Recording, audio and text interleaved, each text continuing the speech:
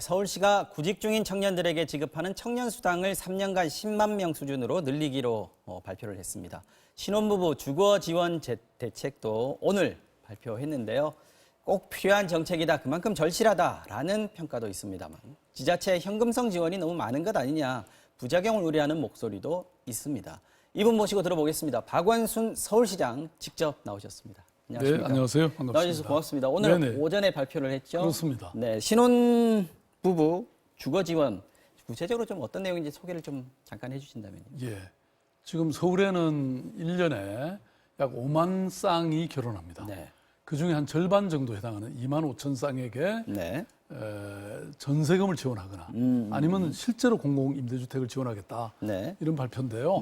사실 잘 아시다시피 지금 뭐 주거가 참 어렵잖아요. 네. 그러다 보니까 청년들이 결혼을 포기한다거나 아니면 결혼을 했더라도 출산을 연기한다거나 네. 뭐 그렇게 되니까 우리 사회가 지금 인구가 그냥 급격히 줄고 있고 그래서 경제가 사실 쪼그라드는 네. 이런 효과까지 있습니다. 그래서 이런 문제를 해결하는데 네. 그러니까 이런 어떤 악순환을 선순환 구조로 만들어내는데 네.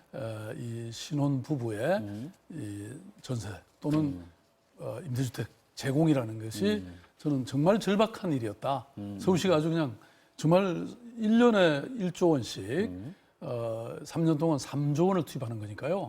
정말 마음먹고 결단한 정책이거든요. 저는 이것이 우리 청년들의 문제 또 나아가서는 대한민국 경제를 풀어가는 아주 핵심적인 정책이다, 이렇게 말씀드리겠습니다. 핵심적인 정책이라고 말씀하시는 거는 그만큼 그 전에 이게 문제가 됐었다, 이걸 걸림돌이었다라는 거 아니었겠습니까? 그렇죠. 네. 과거에 아니 우리 사회에서 지금 서울의 경우에 이 도시 근로자 임금이 11% 오르는 사이에 네. 집값은 44% 올랐거든요.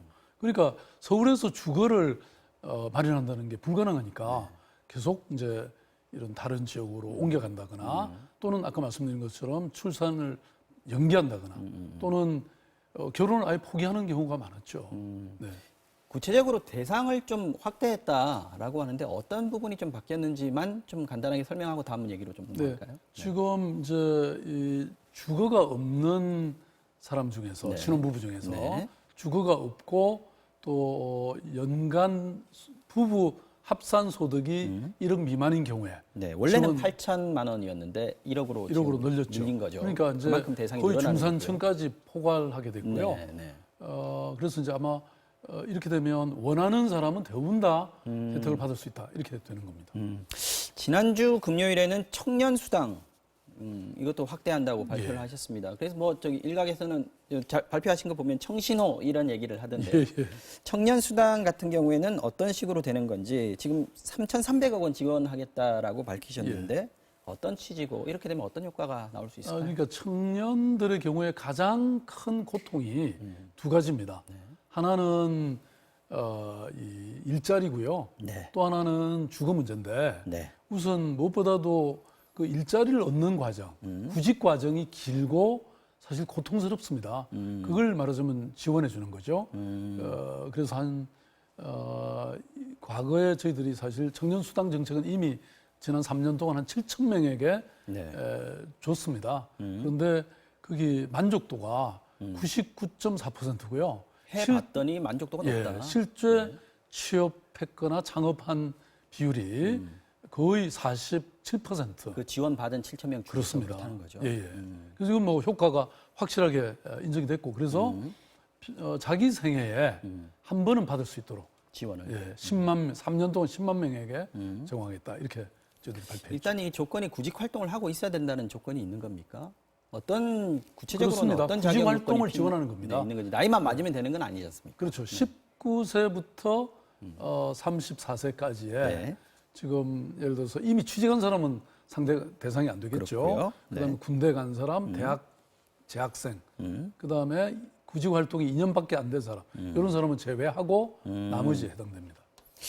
주 30시간 이상 알바하는 그 취준생들은 제외된다라는 것도 있는데 그건 꼭 그렇지는 어떤 않고요. 기준입니까? 그 경우에도 아, 단기, 예컨대 3개월 이내에 네. 이런 그 알바생들은 제외되지만 그게 또 포함이 되는 거죠. 그렇군요. 알겠습니다.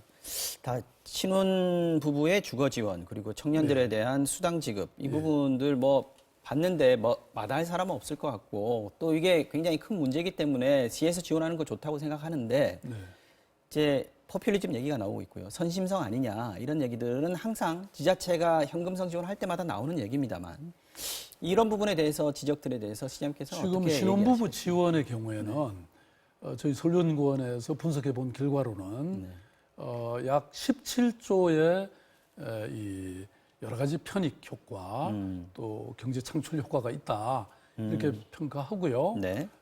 그리고 실제로도 지금 청년들의 이 절박한 상황을 모르기 때문에 그런 얘기가 나오는 것이다. 지금 그러면 만약에 이렇게 이 청년들의 절망적 상황을 그대로 두면 이게 청년들이 점점 말하자면 구직도 못하고 또 실제로 일자리를 못 가지고 결혼도 못하게 되고 이렇게 돼서 경제가 쪼그라드는 이런 악순환을 우리가 그러면 그대로 가질 거냐 아니면 이렇게 투자를 해서 이렇게 해서 실제로 청년들의 삶도 바꾸고 구직도 하게 하고 그리고 또 경제도 선순환되는 이런 걸 할 것이냐 저는 선택은 너무나 간명하다고 생각하거든요. 아니 세금을 이런 데 쓰라고 하는 거 아닙니까? 그리고 효과가 이미 검증되고 있고. 말은 우리가 지원이라고 얘기를 하지만 사실상 투자다라는 거고 들어가는 세금보다 얻는 경제적인 효과가 훨씬 더 클 것이다라고 예상을 하시는 거군요. 실제 저는 그래서 파퓰리즘이 아니고 리얼리즘이다. 리얼리즘이다. 지금 현실에 기반한 청년들이 것이다. 모든 것을 포기하는 이른바 M4 세대라고 절망으로 가득한 이런 미래를 우리가 물려줄 수는 없지 않습니까? 재원은 있습니까? 재원은 물론 부족하죠. 지방정부는 사실 어렵습니다. 그럼에도 불구하고 저는 해야 된다고 보고요. 그래서 이거는 예산의 문제가 아니고 결단의 문제다. 이렇게 말씀드리고 또 다행히 서울시는 제가 그동안 취임한 이후에 거의 8조 정도의 채무 감축을 했습니다. 그리고 그 S&P라고 왜 국제 신용기관에 따르면 서울은 스탠다드 플러스요. AA 등급이거든요. 최고 등급이죠. 네. 그리고 이런 효과가 있는데 안 할 이유가 없죠. 해야죠. 오히려 저는 중앙정부가 이걸 받아 안아서 전국에 걸쳐서 보편화해야 된다 이렇게 생각합니다. 그동안 추진해 오신 주요 정책들 몇 가지 좀 여쭤보겠습니다. 지금 고층 아파트의 재건축 재개발을 억제하고 원형을 보존한다. 박원순표 재개발이다 이렇게 얘기를 하고 있는데 재개발에 대해서는 시장님 원칙은 어떤 겁니까? 뭐 아마도 기억하실 겁니다. 과거에 사실 이명박 오세훈 시장 시절에 그 뉴타운 재개발이 뭐 한 1000여 개 지정이 돼 갖고 정말 서울 전역이 아수라장이었죠. 그런데 이제 그러다 보니까 사실은 그 평생의 집 한 채 마련한 분이라든지 또는 월세 사는 사람들은 다 쫓겨나게 된 그런 상황이었죠. 그래서 그동안 뭐 갈등도 많았는데 이걸 제가 정리해서 지금은 말하자면 공동체를 보존하면서 그걸 고쳐서 다시 쓰는 이른바 도시재생이라는 정책을 저희들이 폈고요.